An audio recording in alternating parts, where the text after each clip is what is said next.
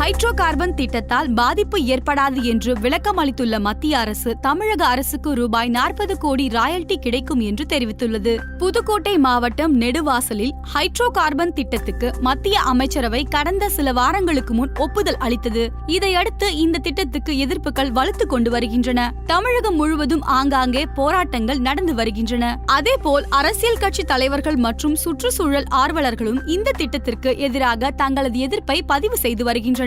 இந்நிலையில் நெடுவாசலில் நடைபெற உள்ள ஹைட்ரோ கார்பன் திட்டத்தால் சுற்றுச்சூழல் பாதிக்காது என மத்திய அரசு விளக்கம் அளித்துள்ளது. இது குறித்து மத்திய பெட்ரோலியத்துறை அமைச்சகம் வெளியிட்டுள்ள அறிக்கையில் நெடுவாசல் ஹைட்ரோ கார்பன் திட்டத்தால் நிலத்தடி நீருக்கு பாதிப்பு ஏற்படாது. மிக குறைந்த நிலப்பரப்பே இத்திட்டத்திற்கு பயன்படுத்தப்படும். எனவே சுற்றுச்சூழலும் பாதிக்கப்படாது. இதில் 500 பேருக்கு வேலை வாய்ப்பு கிடைக்கும். ஏற்கனவே உள்ள எண்ணெய் கிணறுகளால் விவசாயம் பாதிக்கவில்லை. இந்த திட்டத்தால் தமிழக அரசுக்கு ரூபாய் 40 கோடி ராயல்டி கிடைக்கும் என கூறியுள்ளது. மேலும் இது போன்ற செய்திகளை தெரிந்து கொள்ள சுட சுட சேனலை சப்ஸ்கிரைப் செய்யுங்கள்.